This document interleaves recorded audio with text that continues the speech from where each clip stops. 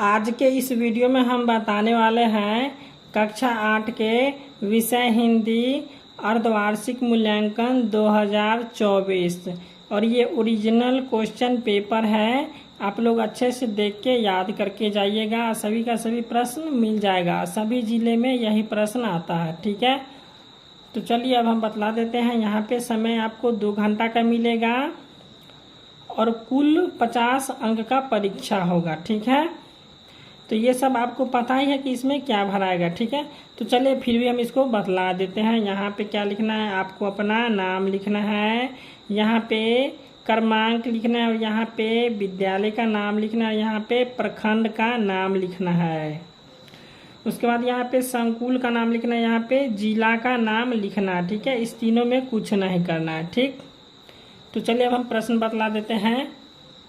देखिए यहाँ पे लिखा है, इस प्रश्न पत्र में कुल 5 प्रश्न है, प्रत्येक प्रश्न का उत्तर देना अनिवार्य है। तो यहाँ पे 1 नंबर में दिया, निम्नलिखित में सही कथन के सामने सही का चिन्ह तथा गलत के सामने गलत का चिन्ह लगाइए।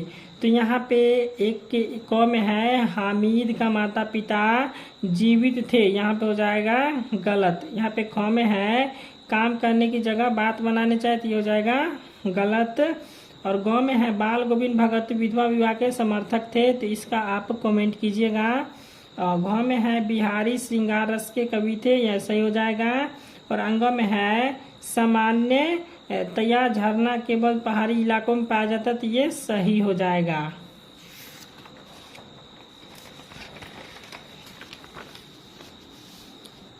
उसके बाद दूसरा यहाँ पे प्रश्न है कि निम्नलिखित रिक्त स्थानों की पूर्ति कीजिए।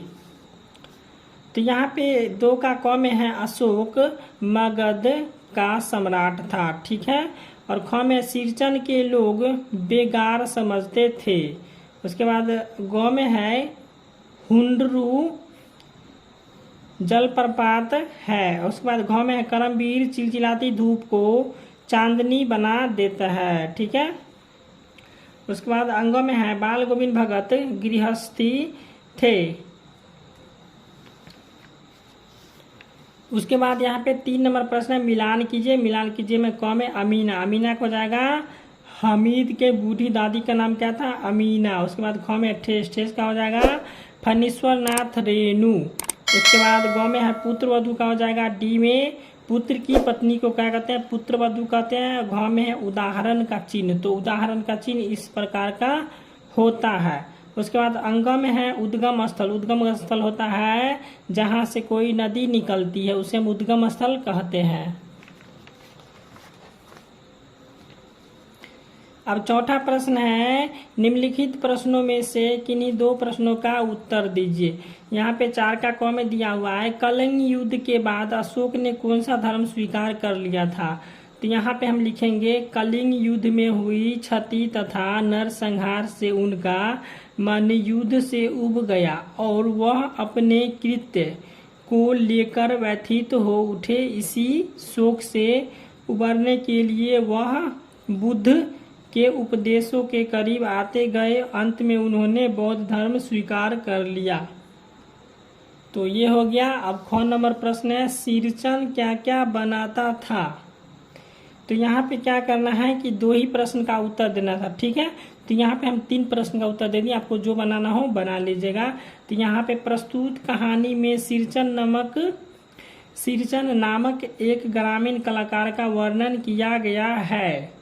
वह मोथी घास और पटेर की रंगीन शीतल पट्टी, चटाई, बांस की तीलियों की झिलमिलाती चीख, सतरंगे डोर के मोढ़े, भूसी चुन्नी रखने के लिए मुंज की रस्सी के बड़े बड़े जाले बनाता है। ठीक है, उसके बाद ग में दिया हुआ है, जरूरतमंदों की मदद किस प्रकार की जा सकती है। तो यहाँ पे इसका उत्तर हो जाएगा, जरूरतमंदों की मदद करने के कोई तरीके हैं, मतलब यहाँ पर हो जाएगा कई तरीके। ठीक है, जैसे कि पैसे देना, भोजन देना, कपड़ा देना, शिक्षा देना, पुराने सामान दान करना, सलाह देना, सामान उठाना, तारीफ करना, नौकरी दिलाना। तो ये हो गया 4 का उत्तर।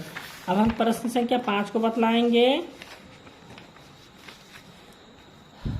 तो यहाँ पे प्रश्न संख्या 5 है, निम्नलिखित प्रश्नों में से किसी एक प्रश्न का उत्तर दीजिए।